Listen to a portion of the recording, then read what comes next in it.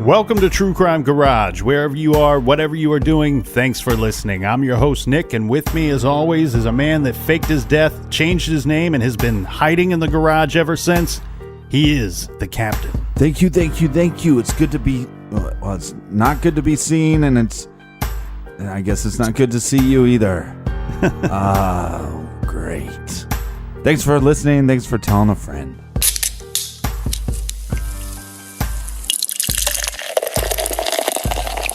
Tonight we are drinking Las Vegas Lager with cucumber and lime from Big Dog's Microbrewing in Las Vegas, Nevada. Garage grade 3.5 bottle caps out of 5. What happens in Vegas shouldn't have to stay in Vegas, not when it's this good.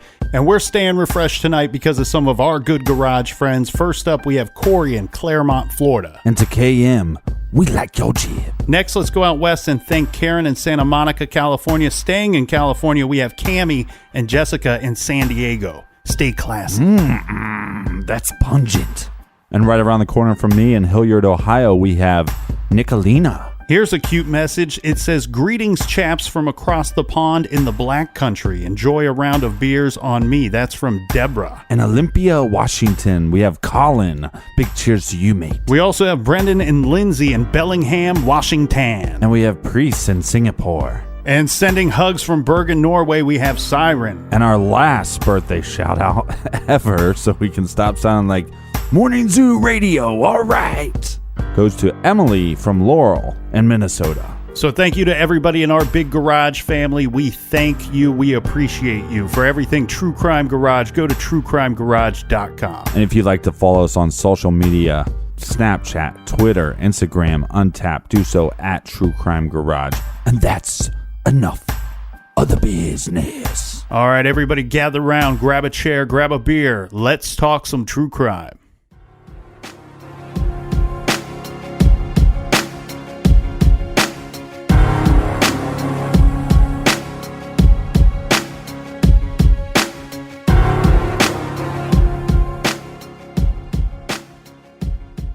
September 7th, 1996, Las Vegas, Nevada. This was supposed to be a big day in sports. A lot of people, a lot of celebrities, they had made their way to Vegas to see the big boxing match. This is Bruce Seldon versus Mike Tyson, billed as the championship part 2. Bruce Seldon was the WBA heavyweight champion. He had a record of 33-3. And Iron Mike Tyson, just 3 fights removed from his time in prison, won all 3 fights. In his previous fight, he had just captured the WBC heavyweight title. Tyson's record, a very impressive 44-1. Of course, the big fight was broadcast live on pay-per-view, and the fight was held at the MGM Grand in beautiful Las Vegas. And I can't remember if I actually watched this fight, but any child of the 90s, you would know your father would get the Tyson fights, and they'd last about like a minute, and then your father would be yelling because they paid all this money to watch a minute-long fight. Well, unfortunately, the big fight was really a much to do about nothing because Tyson mopped the floor with the guy. Right. Tyson knocked Seldon down twice, both times connecting with a powerful left hook, and Tyson won by way of knockout in the first round in just 1 minute 49 seconds, making it one of the shortest championship fights in boxing history. In attendance that night, as we said, were plenty of celebrities. You know, Vegas is only about an hour and a half long flight from Los Angeles. 5-hour drive from LA as well. So, of course, we have Tupac Shakur was present, and he was there with Death Row Records CEO Suge Knight and their entourage of friends, family, and business associates. Well, after the fight, this is sometime between 8:30 and 9 p.m., someone in Tupac Suge Knight's entourage, a guy by the name of Trayvon, he spots this dude, Orlando Anderson, nicknamed Baby Lane. We'll just call him Orlando. But Orlando is 21 years old, and he's a member of I believe it's a member of the Southside Crips. Well, this is no good because they had beef. Apparently, Orlando and some of his Crip buddies had robbed someone in the Foot Locker store earlier that year. It sounds like this person who was robbed was with Tupac and Suge in Vegas that night. Right. So that guy, Trayvon, he points out Orlando to Suge and Pac. And this is not going to end too well for Orlando. No. This is going to end about as good for Orlando as it does for Selden in the boxing match. Tupac led the attack. He ran up and he hit Orlando. Suge and the rest joined in. They took Orlando to the ground pretty quickly, kicking him while he was down. Tupac and the death row guys, they had their own security with them there that night. Well, and you can, if you YouTube this, you can actually find the fight online. Not the actual Tyson fight, but the fight afterwards with Tupac. You can find that on YouTube. Mm-hmm. Yeah, it was caught on surveillance camera that night. Well, one of the private security for the death row guys, he pretty quickly pulled Tupac from the fight. And Right. if you watch the surveillance footage, this all happens very quickly. You can kind of see Pac run up and appear to hit the guy, and then you see this just this crowd of, I'm guessing, entourage people that follow in very quickly behind. I'm just going to throw this out there because I've seen this multiple times as far as conspiracy theories go. A lot of people think that it's actually not Tupac in the video, that the size and the build of Tupac is disproportionate to actually what Tupac was. I think as far as like the police reports of this incident and the security reports that happened, it's pretty clear that Tupac was there. Also, there is some speculation that he was wearing a bulletproof vest at the time, as Tupac was known to wear a bulletproof vest multiple times. There's also a rumor that Suge Knight, now I can't find this myself, I've looked over and over, but there's somewhere in the video footage where Suge Knight is actually trying to get Tupac to take off his vest. Now, again, that's just rumors that I've heard. I can't back that up by me actually watching the video myself. Mm-hmm.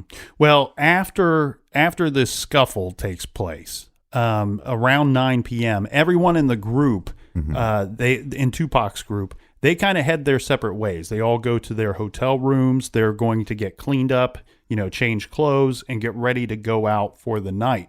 The plan being that they're going to a club. Well, right, and I think the thing is, and I'm not very for sure about this because they say that Tupac was supposed to make an appearance. Now, I don't know if that was if he was supposed to perform or just show up, because sometimes these celebrities or these rappers would get paid to go to an after party. Yeah, and you're right about that. I had heard it both ways, but the way that I've heard it the most is that he was to perform that evening. Okay, yeah, and then some of that stuff too is it's just like a birthday party, like a celebrity kid's birthday party or something. You want to talk about easy money. Sometimes they're paid six figures to show up and do one tune. Mm-hmm.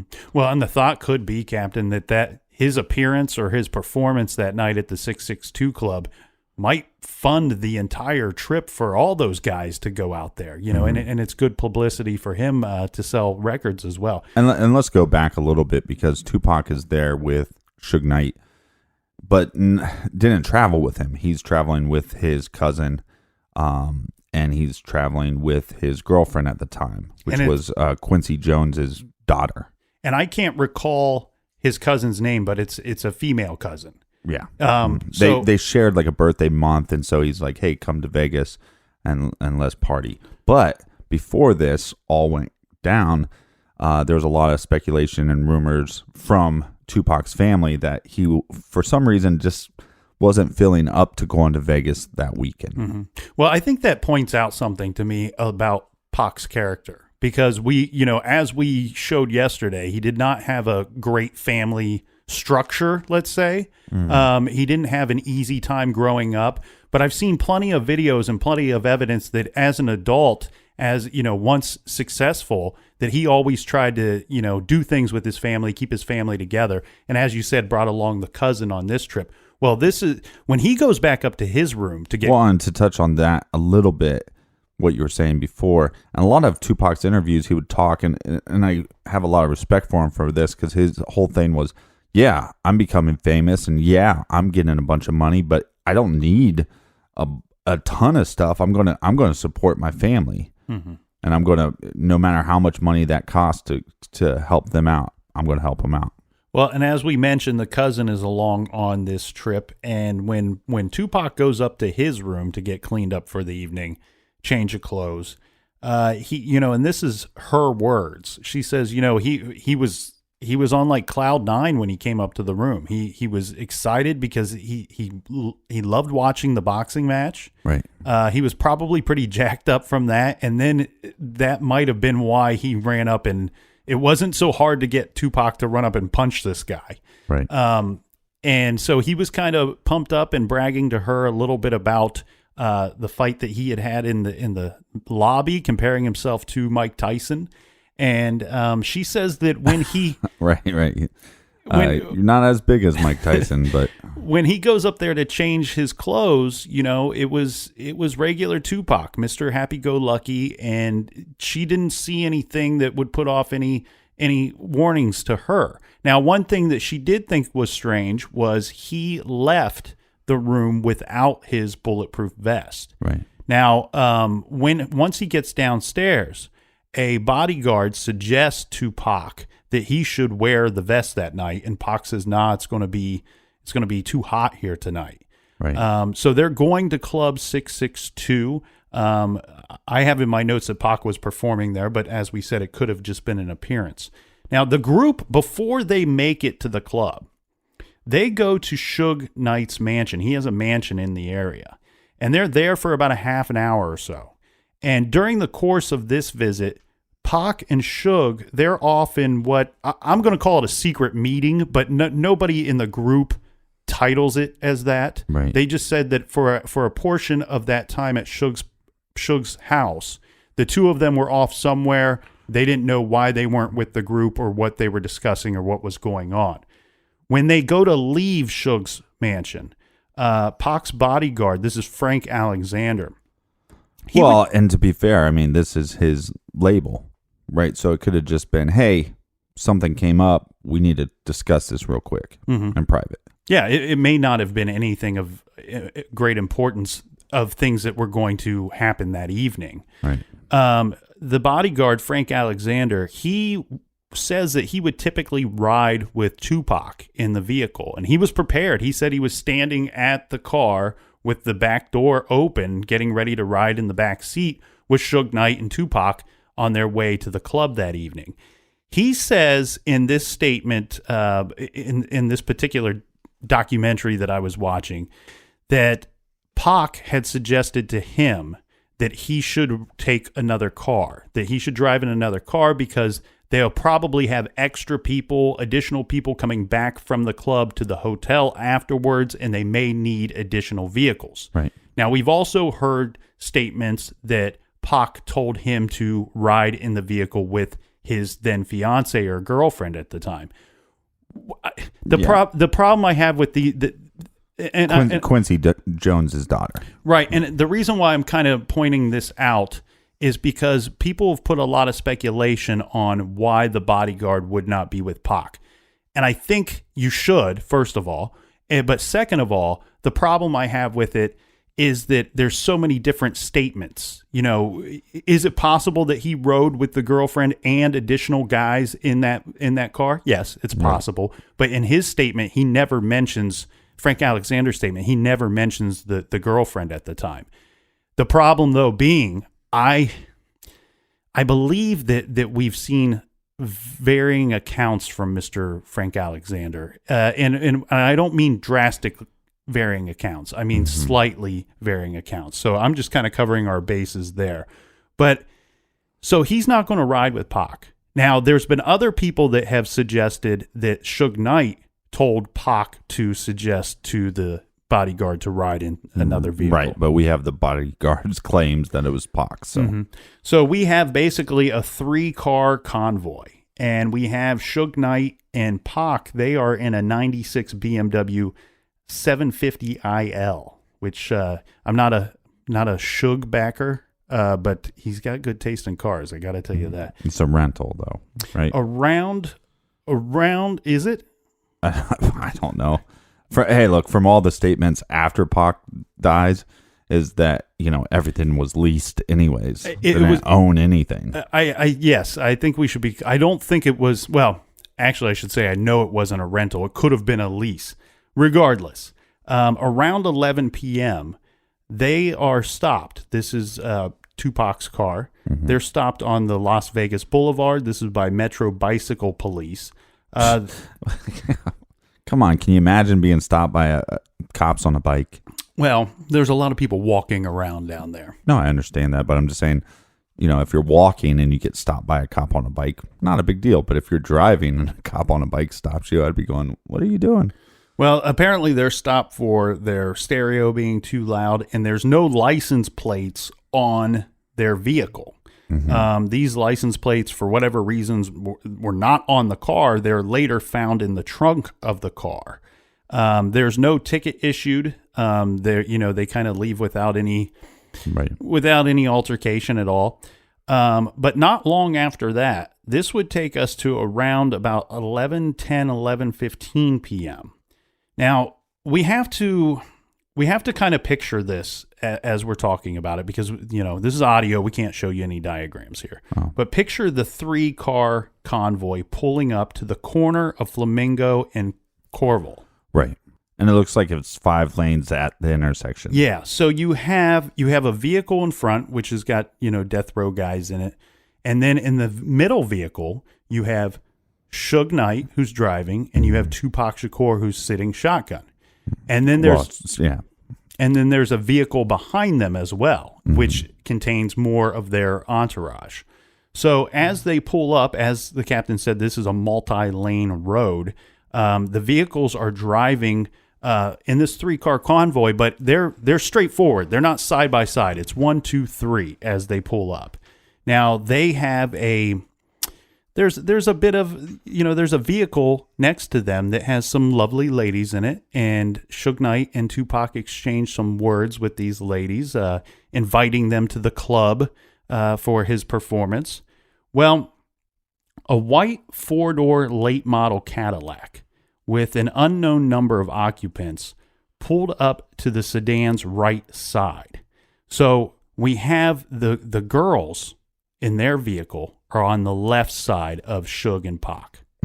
And so this vehicle pulls up to the right of them. So if you can picture this, their car, Suge Knight's car, is basically boxed in on all 4 sides. And so this vehicle pulls up to the right-hand side, rolled down a window, and rapidly fired gunshots. I've heard that 14 shots were fired is the most common number given here. This is fired at Suge and Tupac's vehicle. Tupac was hit 4 times, twice in the chest, once in the arm, and once in the thigh. One of the bullets went into Tupac's right lung. Suge Knight was hit in the head by a fragmentation or a piece of a bullet or a piece of glass. It's a little unclear. And I got to say that it's unclear. Part of that is because of Suge Knight's own statements. If you don't have to look very hard, where you can see him in an interview saying, I was hit with a bullet in the head and I still got a bullet lodged in my head. That's not accurate by anything that I could find. It actually is probably a blatant lie. Right. But he's hit with either a fragment of a bullet or some kind of glass that does some damage to his head, and he's bleeding quite badly. And the white Cadillac it's in the right-hand turn lane, and it's going to turn right onto Corval. Yeah, and the bodyguard, Frank Alexander, he says that one of the death row cars went after the white Cadillac. But he states that nothing came of this. Suge's car pulls away. Now, Suge is still driving. He's driving erratically at this time. And the car itself is badly damaged because I think Suge hit a few things with the vehicle. And the car eventually breaks down. Now, this is not terribly far from the scene of the shooting. The first officer to arrive at the scene was a now retired officer. His name is Chris Carroll. Suge is out of the vehicle at this point. The officer, Carroll, he's trying to open the passenger door to get Pac out of the vehicle, but it's stuck or it's jammed. But for whatever reason, he can't seem to get the door open. Now, Suge keeps coming up behind the officer and running up behind him, and the officer is trying to gain control of this situation because he doesn't really know what's going on here. He can see that Tupac is in bad shape. He sees Suge, who is bleeding from the head, and his exact words were, he's bleeding pretty badly. Right. The officer at this point, he doesn't know if these two guys might have shot each other. He's not really sure what's going on, so he's got to kind of protect himself, but try to offer some assistance to these guys at the same time. Right. So he keeps kind of pointing his gun at Suge and saying, "Dude, you gotta lay down. You gotta back off. Well, in so I fairness, can get this door open." Well, in fairness to the cop too, I mean, Suge is a pretty big guy. Well, that's funny that you say that because that's exactly what he states in his interview. He said, "My first thought is I see this giant man," and he says, "He's huge. This guy is huge. He's running around. I'm worried about him coming up behind me." He goes, and the guy's bleeding from the head, but he seems all there. You know what I mean? He seems he knows what's going on. He's with it, but he keeps saying, I was shocked that this dude was even walking around. I think the officer may have thought, because of the amount of blood coming from Suge, that he was shot much worse than what he was. Right. Anyway, he's trying to gain control of the situation. He can't get the vehicle door open. According to whoever you want to believe, the officer says he eventually gets the door open. Suge Knight says that he has to keep coming up and trying to help the officer because the officer couldn't figure out how to get the door open or take off the seatbelt. Well, we'd assume that maybe the door is jammed because of the shots. Or from Suge hitting something with the vehicle. True, right. So there's plenty of reason for it to be jammed. According to the officer, he finally gets the door open. And at this point, Yeah, but at this point, isn't this when they open up the door and Tupac's body just kind of falls out? Yeah, if he kind of falls out of the vehicle and he's kind of like leaning up against the open door at this point. Yeah, but he's been hit 4 times, right? Mm-hmm. He said, so the officer says, I grabbed him with my left arm. He falls out into me, and I've still got my gun in the other hand. He stating that Tupac is covered in blood, and he immediately noticed that the guy's got a ton of gold on, and he's got, a necklace and jewelry and a lot of rings that night. You can actually Google search Tupac the night of the fight, and you can see what he was wearing, and you can see he had multiple rings on each finger. The officer says that all of the gold, all of the jewelry is covered in blood, and he says that the other guy just keeps yelling, and Suge's still yelling. Now Suge is yelling, "Pac, Pac," and he just keeps yelling it over and over again. And this is when the officer realizes who he's encountered. He wasn't aware that it was Tupac until now he's got him out of the vehicle. He sees all the blood, and now he's putting everything together. Now the officer is stating that Tupac is also trying to yell back at Suge Knight. Yeah, and the officer says that at some point, very quickly, Tupac goes from yelling back at Suge to trying to speak or struggling to speak. Right. He's not being super cooperative with the officer, but he's probably in a whole lot of shock as well, to the point where he basically couldn't speak very much at all. Right. Almost kind of like, he's out of energy. He's been taken down. And well, yeah, and the officer's trying to get some information from Pac, because once he realizes how badly this guy's been shot and injured, right, he wants to find out who shot him. Can you tell me any information at all? And he asked him that several times. Who shot you? Who shot you? And he says at some point Tupac looked at him and took a breath to get some words out. And when Tupac opened up his mouth, the officer thought that he was actually going to tell him who shot him or offer some cooperation. Right. But then the words came out from Pac, "F you." And then after that, he started gurgling and kind of slipping out of consciousness. And at this point, the ambulance is going to show up. They're going to take Tupac to the hospital. Now, this officer that talked to Tupac or tried to help Tupac was saying that he never spoke another word after the FU. And then there was also an officer that rode in the ambulance with Tupac. And he also questioned him as well, trying to get answers because obviously they know somebody shot him. Mm-hmm.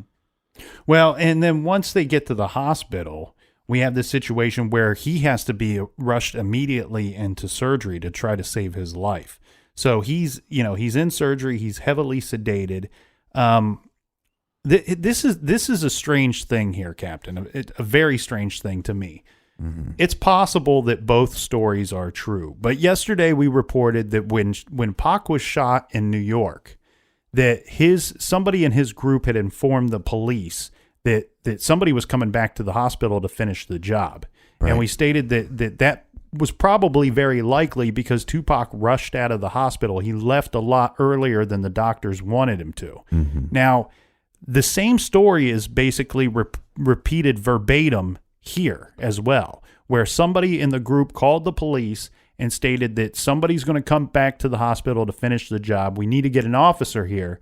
And they're told that they're understaffed. There's no officer available to guard the hospital room or to guard Tupac. I don't know. But, well, the other problem I have with this, though, too, is that you have bodyguards that you're paying their salary. So, wouldn't these bodyguards be able to be at the hospital to protect Tupac? Yeah, it's just the reason why I question it. I don't question it in the sense that somebody's life was in danger, and there's, of course, an immediate threat in both situations. I kind of question it because it's the exact same story 2 times in a row.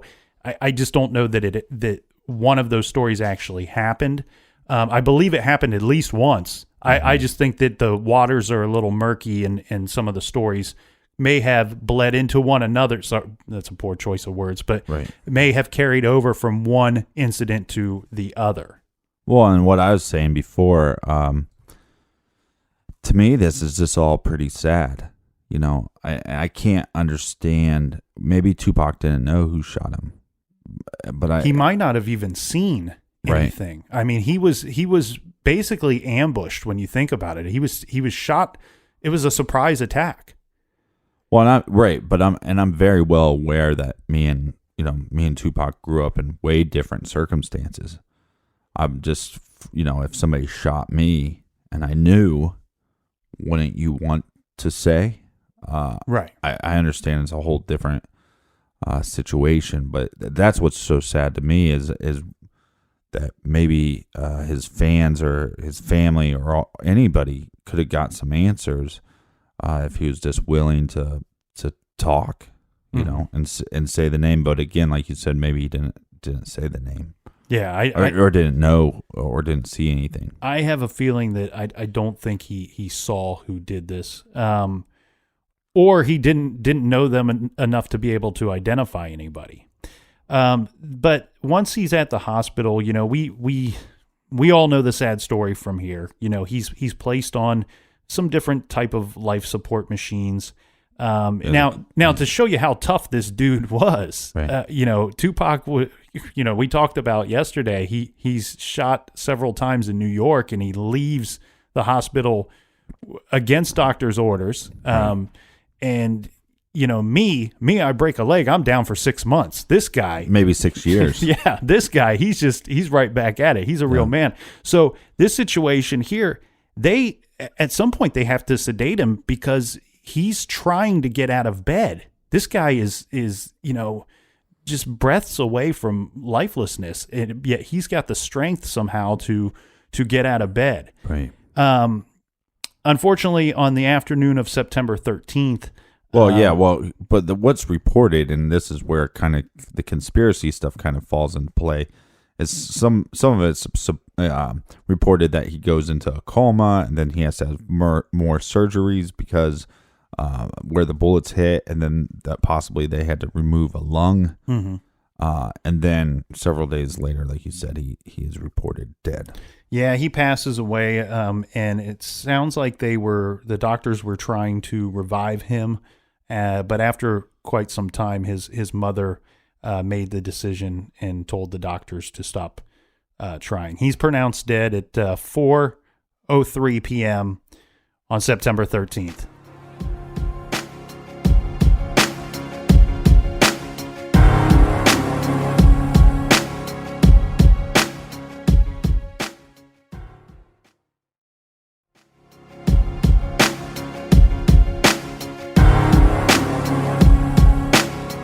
All right, we're back. Cheers, mates. Cheers. Well, let's talk about the investigation a little bit, and this won't take us too long before we get to some of the other more widely talked about things in this case. But in September of 1997, 1 year after Tupac was killed, the Las Vegas police made a statement. This is Sergeant Kevin Manning.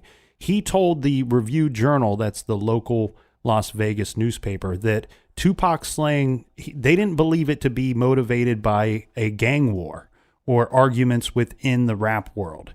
He says that it appears to them that the motivation would be some type of personal dispute more than anything. And two of the detectives that were on this case, I thought they made an interesting statement. They were saying,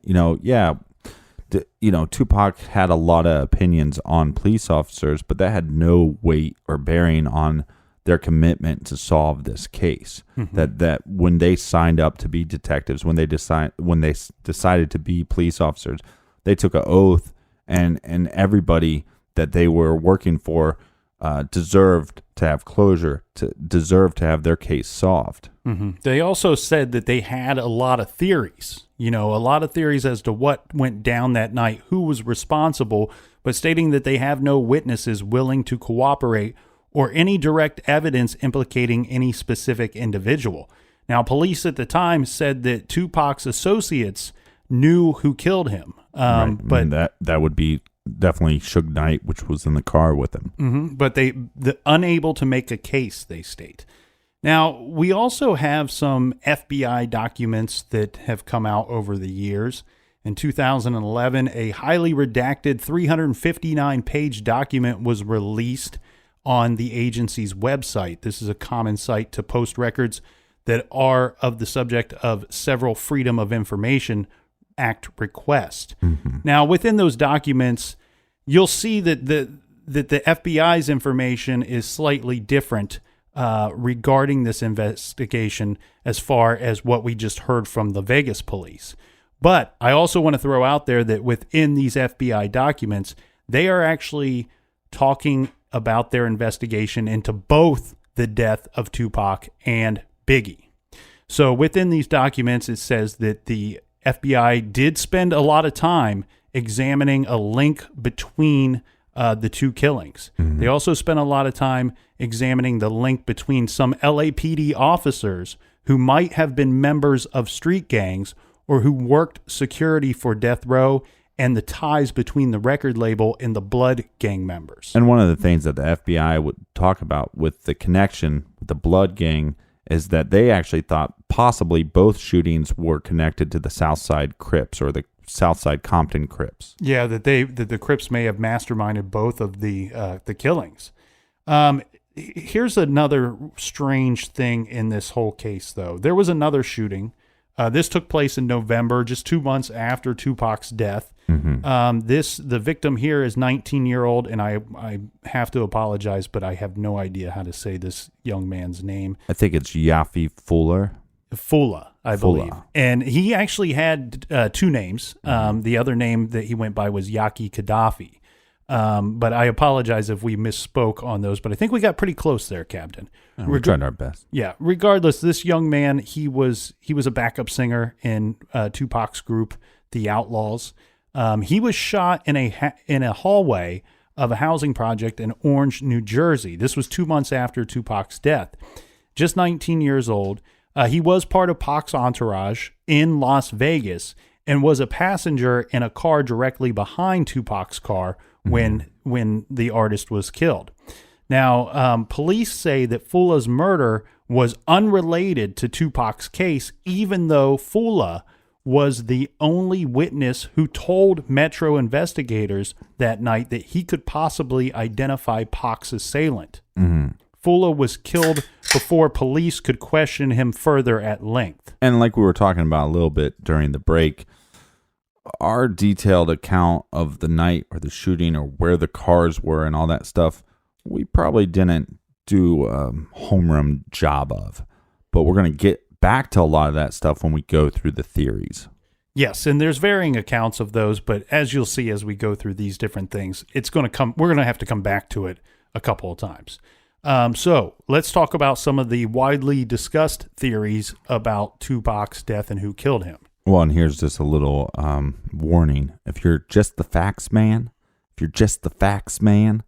then you probably don't want to listen after this. You're just the first part of the show, man. Right. So, all right. So the first theory is that the Illuminati had something to do with the death of Tupac. You know, in 1996. Well, yeah, Death Row Records releases. I'm just going to interrupt you because I don't think you'll be able to say it. Don Illuminati. There you go. Very good. When I see that word, my brain immediately separates it into two words. Captain Conspiracy is here today, my friend. Yeah, the 7-day theory, which reportedly features lyrics predicting Tupac's death. It is alleged that Tupac developed a dislike for the Illuminati, the power the organization supposedly yields while in prison in 1995. So, you know, this has been brought up time and time again, that these very important shadowy figures with lots of power took this guy out because he was outspoken and he was going to speak out against such people. Well, and one of the things that kind of the theory behind the Illuminati, as far as it goes with the rap world or the music world, is the idea that we need to dumb down America. We need to dumb down the world. And if we can dumb them down, then we can kind of do whatever we want. And they're not going to be focused on that. So you need rappers to be talking about bitches and hoes, right? You need some dumb music out there. You don't need to have people saying socially relevant stuff. And well, you don't want to get the people thinking too much, right? Or asking too many questions. Right. And so a lot of the stuff that Tupac, and one of the things that drew me, and, you know, it wasn't like I was this kid listening to Tupac. It was afterwards and the studying of him. And then I was really interested when some of my college professor friends were saying, oh, they're teaching classes on him now. Okay, well, why? And you start diving into his interviews and what he is saying about, you need to empower yourself. You need to get an education. And it doesn't have to be through 4 years in college, but you need to educate yourself.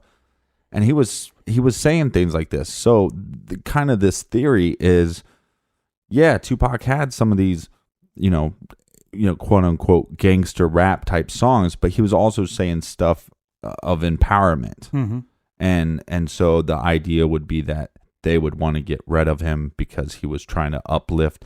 And if you really dive into what he was talking about with the thug life stuff, which I never knew much about that, I just thought it was just kind of some silly thing he'd say, thug life.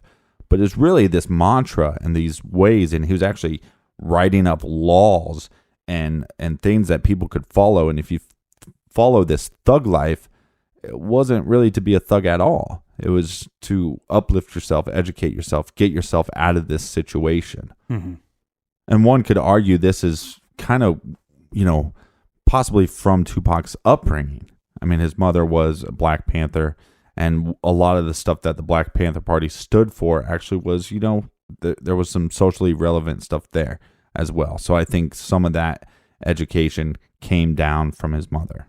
Well, and I think a lot of these thoughts, too, that Tupac was putting out, and that some of the thoughts that the Black Panther Party has put out over the years, is that, united, we are much better than we are as individuals.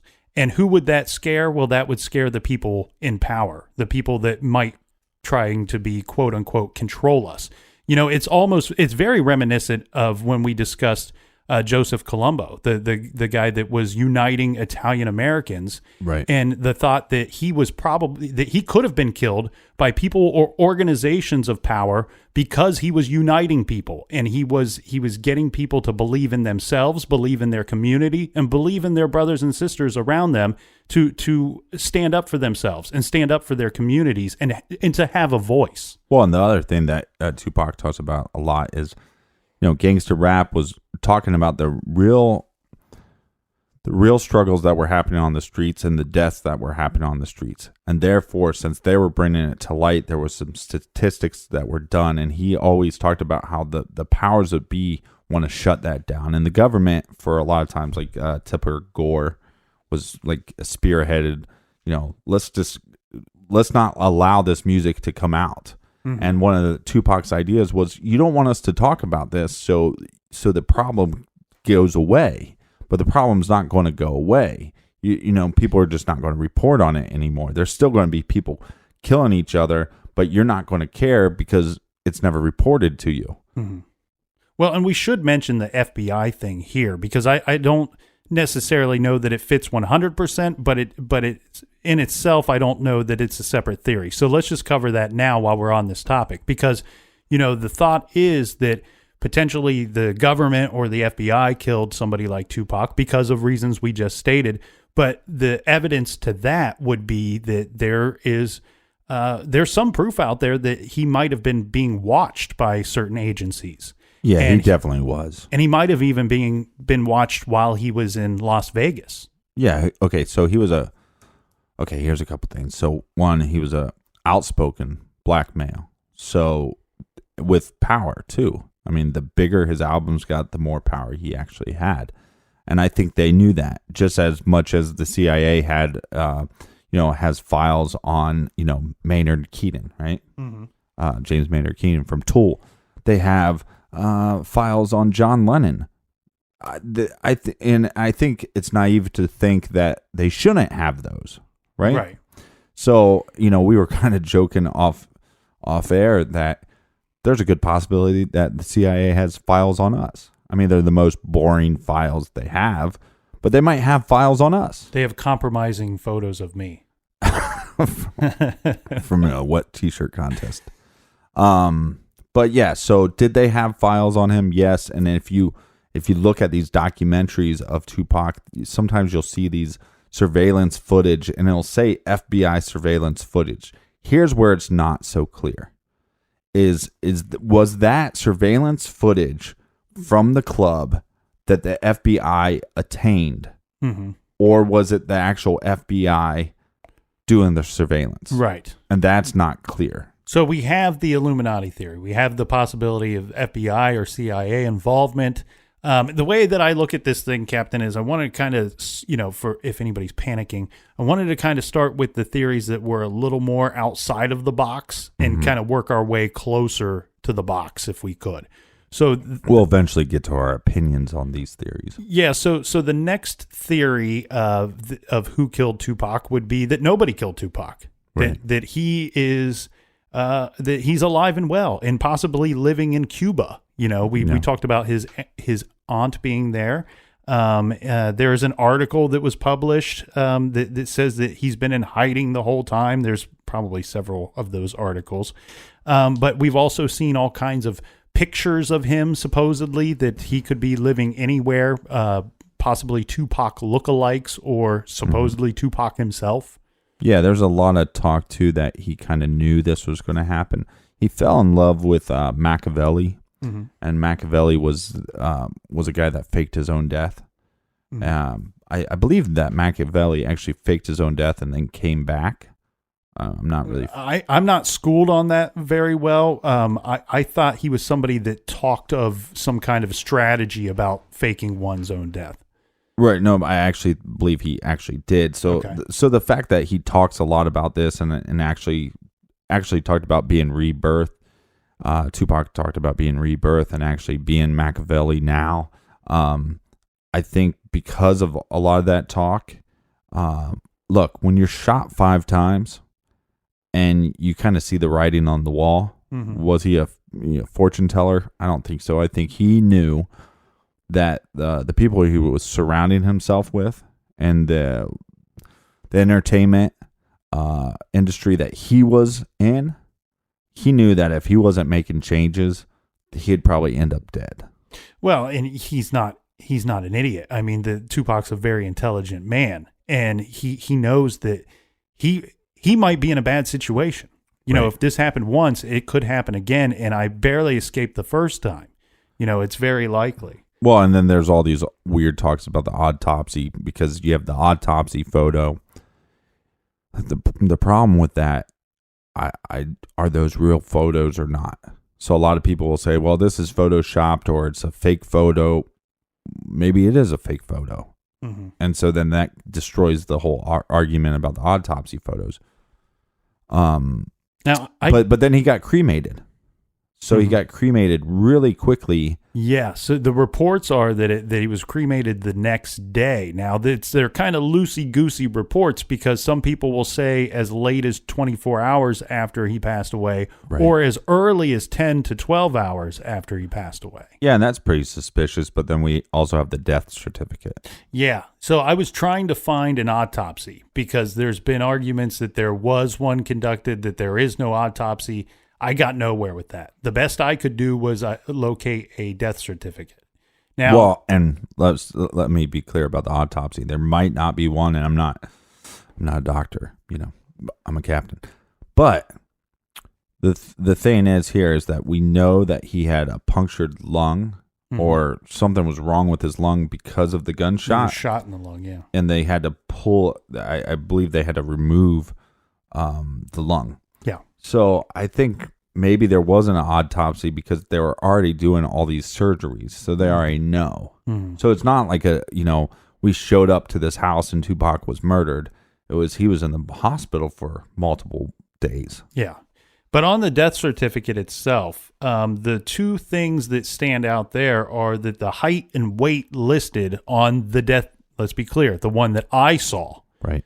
they're not accurate. The death certificate that I saw has him listed as 6 foot tall, 215 pounds. Well, that's right. Tupac was nowhere near 6 foot tall. He was nowhere near 215 He was pounds. about 5'8", 5'9", and he was about 160 to 170 pounds. Yeah, and I would say if he's 170 pounds, that's soaking wet with 10 rolls of quarters in his pocket because he was a very lean guy. Yeah, and I think if you look at like I said, Google image search Tupac Shakur, the night of the fight, he actually looks thinner than normal. Mm-hmm.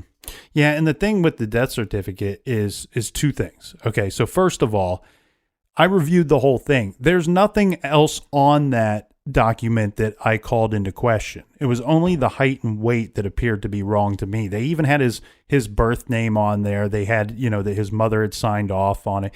The problem is I'm seeing it on a computer in the garage. Right. It's not an official document by the state of Nevada that was handed to me. It's something that somebody could have very easily doctored and put on the internet. Yeah. Okay. So I'm just going to give my opinion on this if he's actually dead. Now, a couple things. A lot of conspiracy theorists will say that when his mother gives interviews, maybe she smirks or something like this. She gave plenty of interviews claiming that he died. I mean, and explaining to you, oh, by the way, I'm the one that had to let it go, and I had to say, hey, let's stop this. He doesn't want to be a prison. He doesn't want to be a prisoner here anyways. He's not happy with what's going on anyways, and he's now struggling. Let his soul move on. Mm-hmm. And so I'm just going to go with the fact that that's what she has stated over and over and over. And why wouldn't I want to believe a mother? I understand that the idea of the conspiracy theorist of him faking his own death would be, well, yeah, his mom would cover up for him. Mm-hmm. And I think that, unfortunately, it would be great if he was still alive. But I think it's a very unlikely theory. The next one would be the Jewish. Let me just, okay, so we can put a bow on this, right? Mm-hmm. There are maybe two, because look, a lot of anybody that's into conspiracy will be like, you guys missed this or you missed that. Well, yeah, I understand that there's some videos that were made in Cuba of a rapper and possibly Tupac's in the background for 0.002 seconds. I don't know what to make of that. It kind of looks like him. All I can say on that theory is there's two things that have me that are hard for me to wrap my head around. One, the amount of eyewitness accounts in Haiti that have come forward to authorities saying that they saw Tupac. It's like a crazy amount, like 10,000 reports. Mm-hmm. The other one is there's like 2 photos out there. If you Google search Tupac's alive, you can search through and take a gander yourself. But there's 2, in my eyes, that I have a hard time explaining. So that's all I'm going to put out there. But do I believe he's dead? I do believe he's dead. The third theory would be the Jewish Defense League. The FBI reportedly discovered threats to Tupac as well as rapper Eazy-E from the far-right pro-Israel political religious group, the Jewish Defense League, the JDL. It is alleged that the JDL made anonymous death threats against Tupac and then offered him protection services in trade for large sums of money. When this money wasn't paid, it is alleged that the JDL murdered Tupac. But the FBI has discovered these threats and has stated this, but they also state that there is no link between the JDL and the killing of Tupac that has ever been discovered by them. Well, if there's a conspiracy on a death that you want to look into, something that's pretty fascinating, Eazy-E, that'd be one. Mm-hmm. As far as a conspiracy, that's one that I've looked into. I can't explain it myself. The next theory would be Suge Knight, that Suge Knight had Tupac killed, that it was some kind of hit, some kind of conspiracy against a guy in his own organization.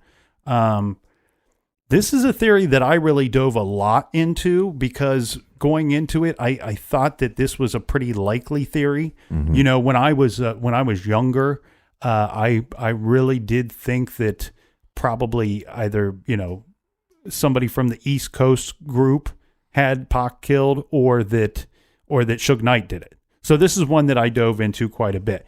The theory goes like this, that supposedly Suge Knight owed Tupac about $3 million.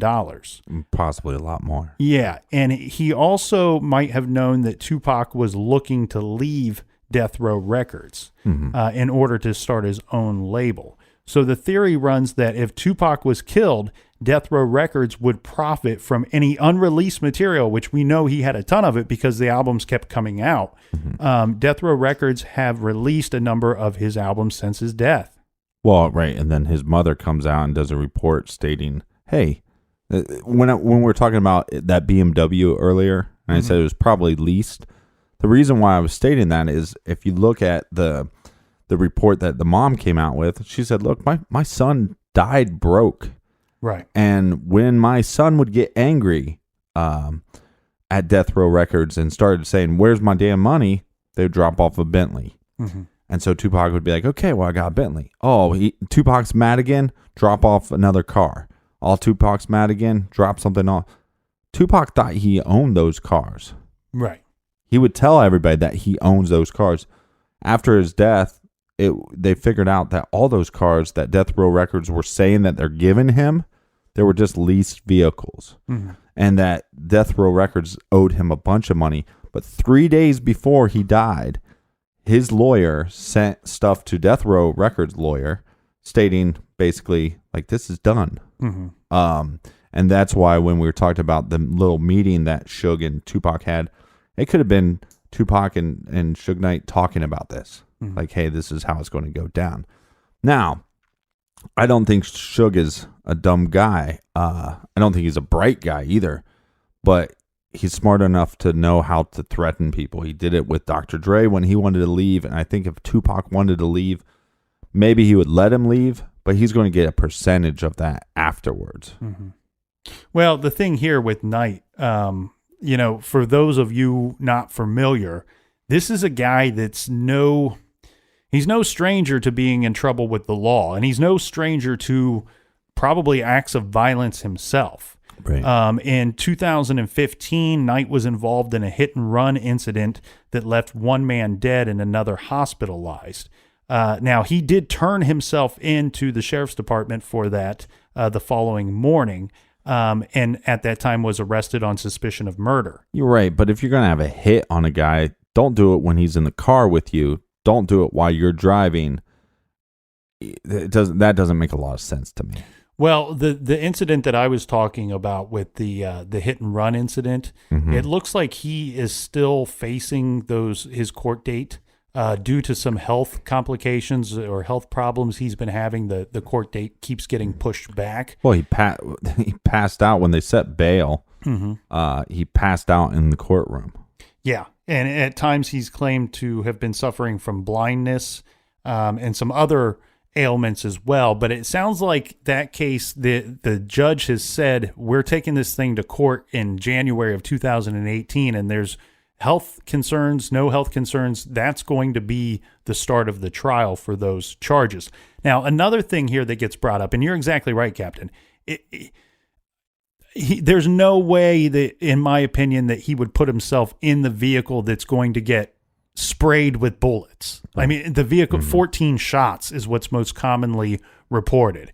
The other thing is that a lot of reports state that, you know what, that incident with Orlando Anderson in the lobby was an incident that Suge Knight created in advance because it would give him some kind of out. It would give police some kind of suspicion that Orlando Anderson and maybe his people were involved. Right. And this would pull the guilt, or not the guilt, but this would pull a lot of the suspicion off of Suge Knight. The problem with that theory is, well, Suge Knight joined in the fight. The dude was on probation, and this was a violation of his probation. He ended up having to go back and spend some time in prison because of the situation that was caught on the surveillance camera that night. Right. So, okay.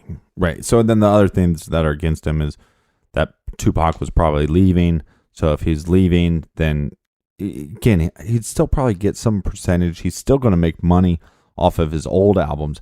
If Tupac became bigger, look, Tupac was probably one of the biggest icons in the world at the time. If he became even bigger than that, Death Row Records is still going to make a bunch of money off of him from his past records. So, and maybe unreleased stuff and things like that. So, and also Suge Knight doesn't ever come forward and says who he thinks did it. It's like he changes his story all the time. Oh, well, yeah, Tupac's alive. No, Tupac's dead. Tupac's alive. Oh, no, I saw him in Cuba. It's almost like he's just messing with people. The thing he said on record, and when I say on record, I mean in a videotaped interview that aired a lot of different places. But one thing he said on record that really kind of upset me was that, the thought is that the FBI stating that, or the police stating that they believe that some of Tupac's associates know who killed him. Right. And so the question was, if you knew, Suge, if you knew who killed Pac, would you report that? Would you turn the people in, please? Mm-hmm. And his answer is, no, I wouldn't. I wouldn't say a thing because it's not my job to do that. Right. I don't get paid to solve crimes. You run a record label, and that was your artist. It's your job to protect the artist. But you weren't really a businessman or a record label. You're just a thug. That's what he was. Right. Right. And this was your friend. This was your friend. And if he wasn't, he should have been your friend. Right. And the thing is, you can't. It is his job. It's his job on some level, and you can argue it 100 different ways, and you'd be right. Right. And like I said, I understand that I come from a different background and upbringing, but this whole idea that this snitches get stitches whole thing doesn't make a lot of sense to me. And what also. A couple things. One, I think that goes with the idea that Tupac is actually dead, and what goes with the thing that Suge Knight was not involved was the amount of gang riots and murders after Tupac's death. The next couple weeks, they had a big issue with this. The next suspect on the list is Orlando Anderson himself. Following the boxing match between... Well, the next theory. Next theory, thank you. Following the boxing match, he was the guy that was attacked when the fight broke out in the lobby. Mm-hmm. And some stating that this was a fight between rival gangs, the Bloods and the Crips. Stating that, Orlando Anderson wanted some form of revenge. That he got into a scuffle and he got his butt whooped. And, stating, well, what are you going to do now? Well, you're going to go get your friends. Well, he got jumped by a bunch of people. You're going to go get your friends and you're going to go out and you're going to correct this situation. Right. I'm not going to lie. I like this theory because, unfortunately, a lot of times when these things go down in the way that they did, usually it's a result of some form of retaliation. Somebody felt that they were done wrong. Somebody felt that they were embarrassed or beat up or robbed or whatever, and they go back out and they take some kind of vigilante justice. Well, and there's some weight to this because there was I at least believe one eyewitness that stated that the shooter was Orlando the night of the shooting. Mm-hmm. Well, and there was some lawsuits involved as well, right? So we have Anderson, who sues Death Row Records because he's attacked in Las Vegas. Mm-hmm. And what happens in response to that lawsuit? Well, there's a wrongful death lawsuit against Anderson for the death of Tupac Shakur, correct? Yeah. The mother, Afeni Shakur, filed one against Anderson 4 days later. Now, what came of that, supposedly, is that Death Row Records actually settled, and that Orlando would have netted $78,000. He also reported to some magazine, Orlando did, in 1997, saying, well, I was a fan of Tupac. I was a fan of his music. Mm-hmm. But again, the night of the shooting, you have eyewitness calling, I believe, 911 or the police department saying, hey, I know who shot him. It was this guy. Now, who did that call come from? Could it have just been somebody that was in the scuffle and just had a thought that, well, it must have been this guy? Yeah, but the thing here is we have half the equation when it comes to Orlando, right? We have him in the area, and we have a motive. That's more than we have for some of the other people or theories on our list. Now, Orlando was eventually killed in an unrelated gang shooting in 1998. He and an associate were involved in a shootout with some gang members. Several people died in that situation. His associate was later charged for his involvement in the shootout. Yeah, and there's also some other. I can't find it right now, and I don't think you found it in your research. But something to do with Orlando was already being charged or was already a suspect in another shooting earlier that year. Yeah, he was definitely questioned in the shootout regarding Tupac. He was questioned several times, but whatever took place during that questioning period didn't lead to any arrest. Well, and then now we go to Powder Puff Daddy. Now, and look, I'm just making a joke. Puffy had a couple good tunes, right? He had yeah, but About the Benjamins, baby. Can I go on the record? And I'm not doing this to back you up. I just want to throw my own opinion. Mm-hmm. Him talk the yeah. That is annoying on the songs. He had a couple of his own songs that were decent. He's like the captain of Bad Boy. He keeps interrupting. Yeah. He should have stuck to doing his own stuff. And when he was producing, just produce, man. Just produce. Yeah. The thing is, he's a bad dancer, but he's one hell of a dresser. I'll give him that. Yeah. So anyway, of course, we have the rap war, right? Theory. Sean Combs, Biggie. How do you want to go about this? Because you could easily lump these two together, or you could separate them. And when you say lump these two together, you're talking about the Orlando theory and the Sean Puffy Combs theory. Well, I was going to get to that, but what I meant was when you talk about Biggie or talk about Sean Combs, do you want to lump them together as one suspect or talk about them separately? Just lump them together, I guess. Okay, because I don't think. Look, I think a lot of these, it takes a special type of person to want to create content, to want to rap, to want to create music, to write a book or whatever, right? Mm-hmm. And I think some of these guys, not saying that Puffy didn't want to create because he produced some stuff, but people like Suge Knight, they weren't creating; they were just one of the things in interviews that bring up all the time with Tupac is, well, you're getting pimped. That's what they say to him. You're being pimped by the record industry, mm-hmm. or these record label guys. So I don't think.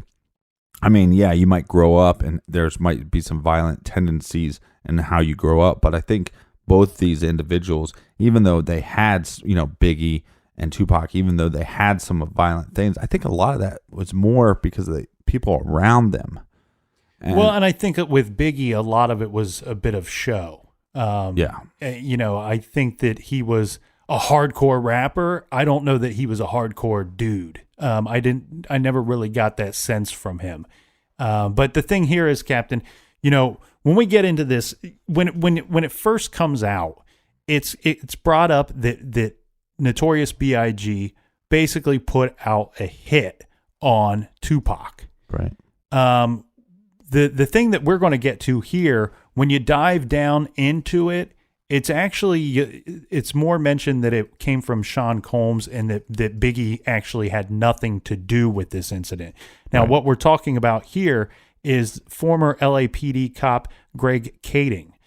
He says that he was involved in a special task force investigating these different cases. Yeah, he started with the Biggie murder, though. Which led him to the Tupac investigation on his own. Mm-hmm. And he claimed in a 2016 documentary that Sean Combs had paid gang members, Crip gang members, Dwayne Keith Davis, $1 million to carry out the murder.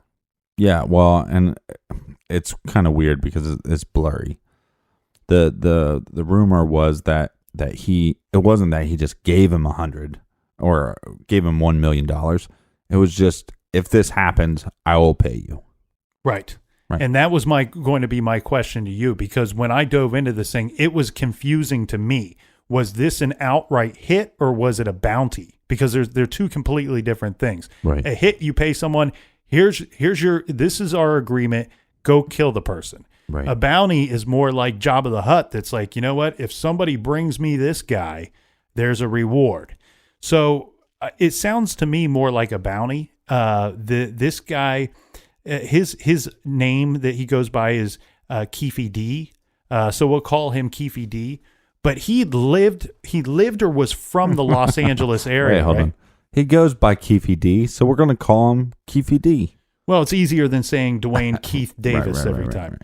So this guy, he lives around, from my understanding, lived around the Los Angeles area. Yeah. Well, if you were going to put a bounty out on somebody and he's from the Crip, he's a Crip member, and you wanted Tupac dead, well, Tupac would have been in that area. This seems like a likely thing here. But the way that this story goes is a little different. It's not taking place in Los Angeles. It's taking place in Las Vegas. Right. Why? Because happenstance, though. Keefy D happens to be in Las Vegas. He claims that he and a bunch of friends, a bunch of associates, were going to be in Vegas for the fight that weekend. Right. The situation is this. Who is Keefy D? Well, he is the uncle of Orlando Anderson. Mm-hmm. Well, Orlando Anderson is attacked by Tupac that evening. Right. And so after that attack goes down, Orlando, Keefy D, and all these guys are sitting around talking about this. You know, well, how are we going to correct this situation? Because we just look like we got punked. Now we're gonna correct this situation here. Oh, wait a second. Isn't there that bounty out there? Isn't there this situation out there that somebody could make a whole lot of money? Right. And we might be going after this guy anyway for our own reasons tonight. So why don't we just... makes a bunch of sense. Yeah. Why don't we just do both at once? Mm-hmm. So the way that I understand this situation, now these are Keefy D's words. This is his... You can listen to there's an actual audio confession. Yeah. And he's confessing that him, along with what? It's 7 guys. It's 8 guys total in the beginning. Right. So they have their crew of people. Now, one of the interesting things was people said, well, Orlando Anderson had no ticket to the fight. So why was he at the fight? A lot of people call him a pawn, like, well, we'll set him up for the conspiracy theory. Well, the reason why he's at the fight is because some of his crew was at the fight. They had tickets, but he didn't have a ticket. So, hey, you guys go to the fight. I'm just going to stay out here in the lobby. When he gets caught in the lobby with Death Row Records, that's when the fight breaks out.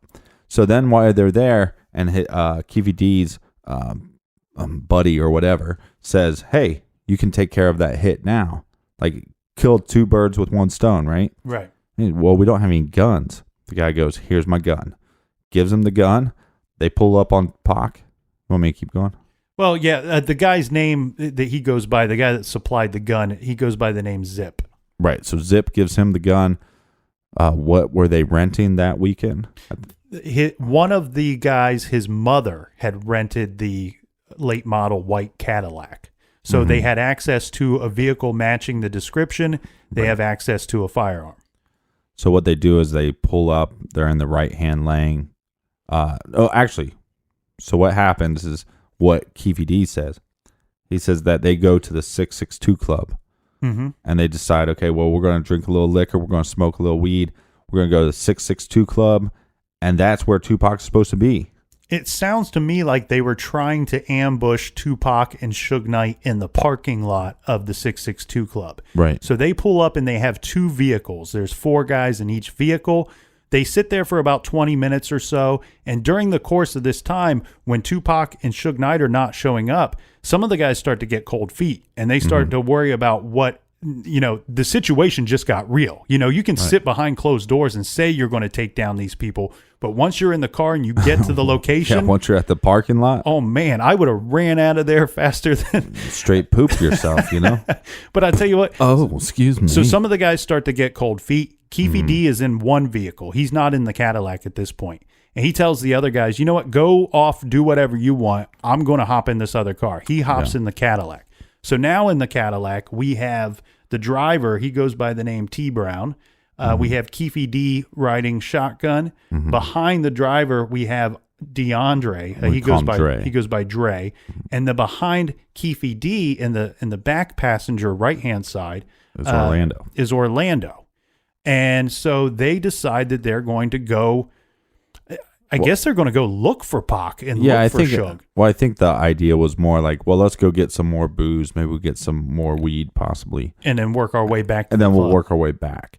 And so as they're going up and down the strip, they're like, well, maybe we'll run into them there.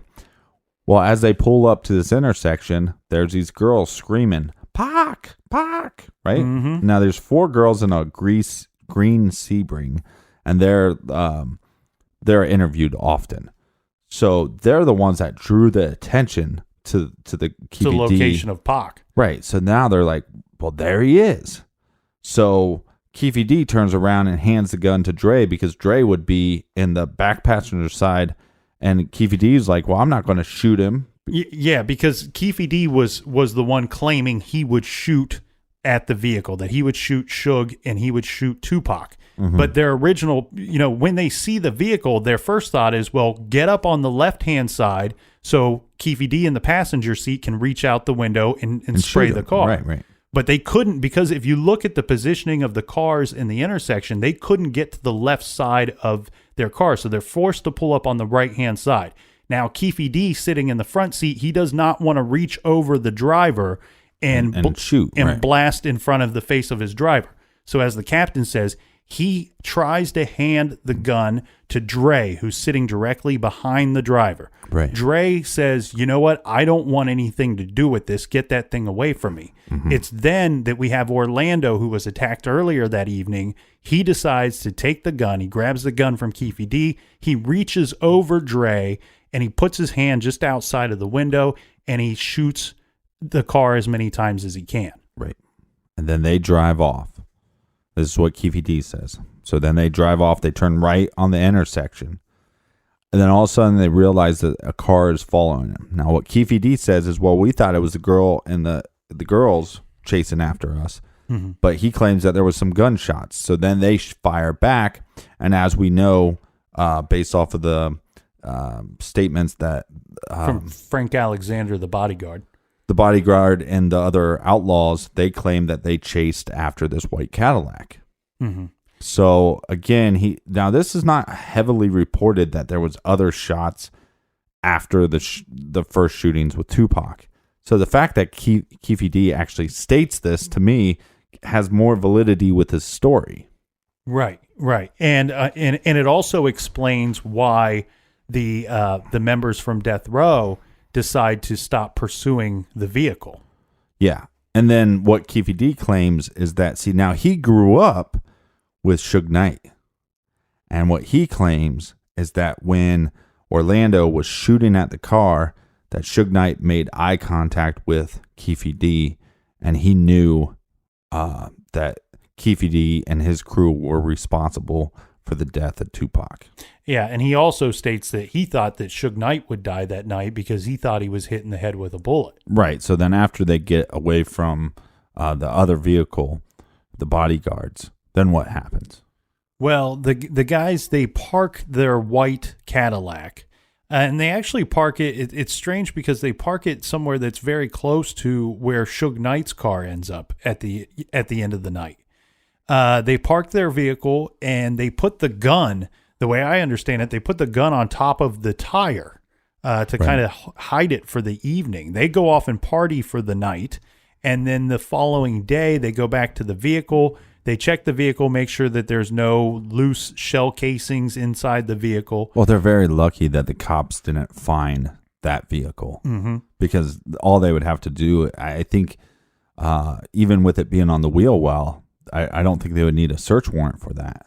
Well, of course they wouldn't need a search warrant for that. I think part of that is why they left the gun outside of the vehicle, because if there was nothing inside proving that that gun was inside the vehicle, then they could claim that somebody else just put that gun there. Right. The problem is then they would have to explain why they have rented a vehicle that matches the description of the car that was supposedly shot at Tupac, and why that rental car could be traced back to one of those men in the vehicle.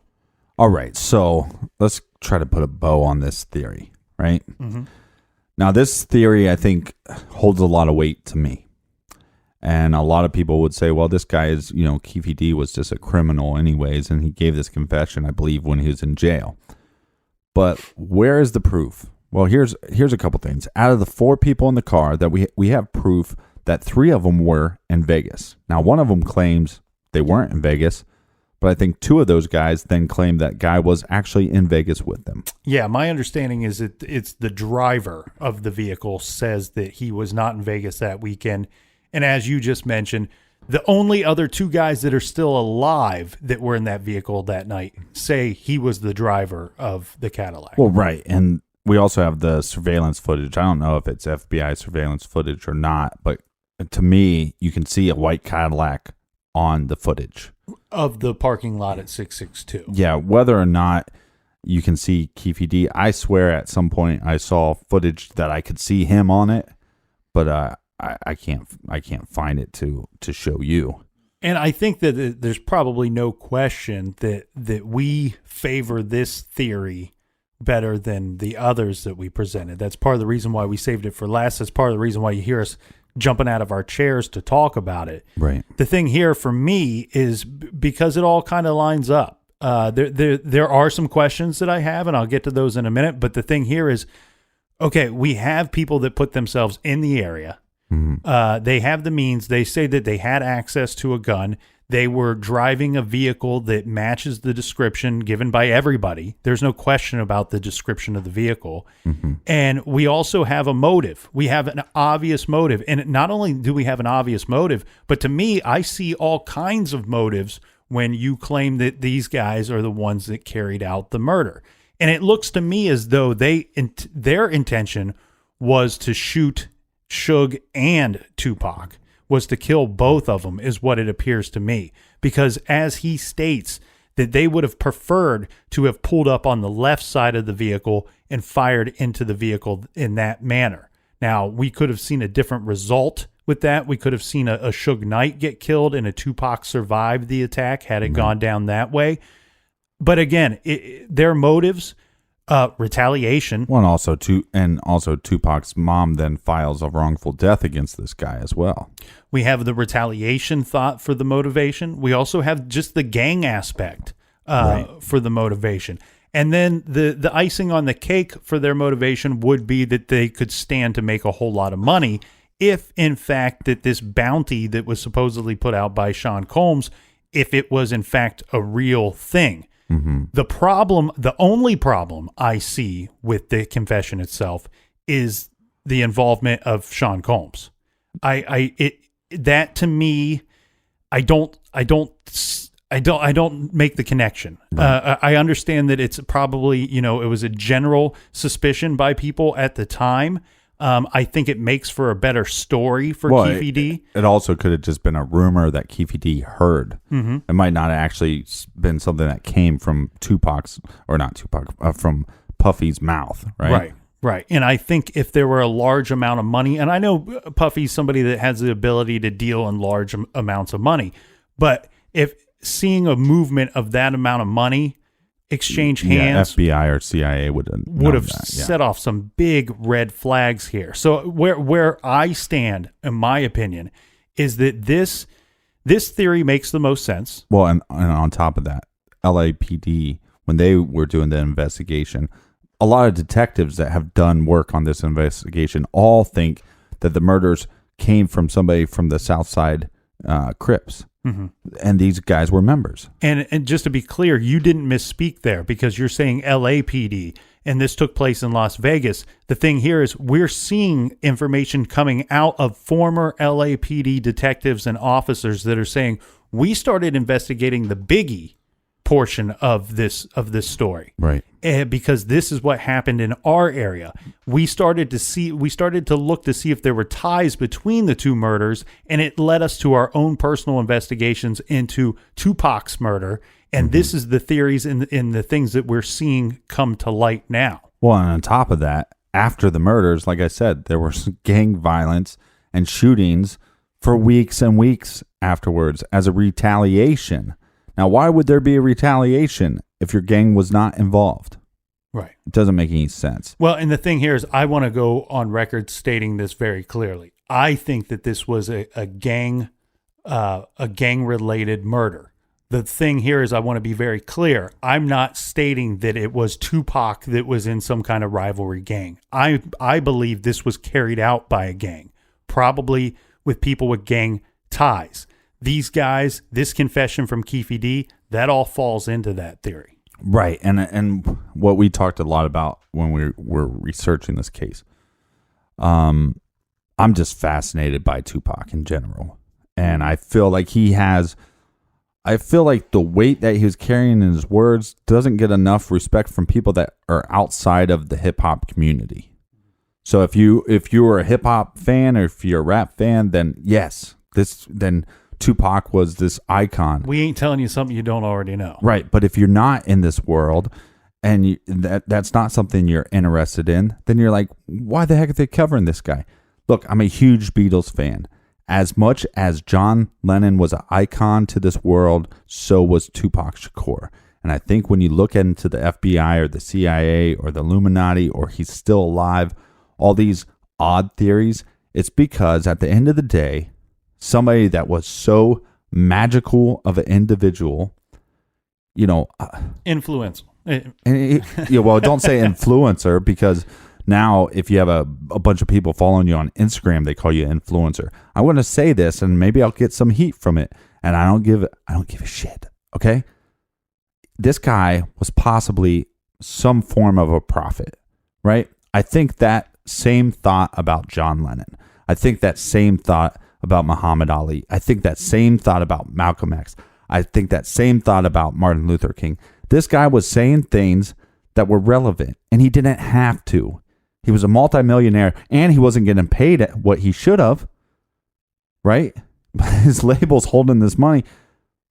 He was not getting paid what he should have, but he had all this money. He had all this power. He didn't have to say this stuff.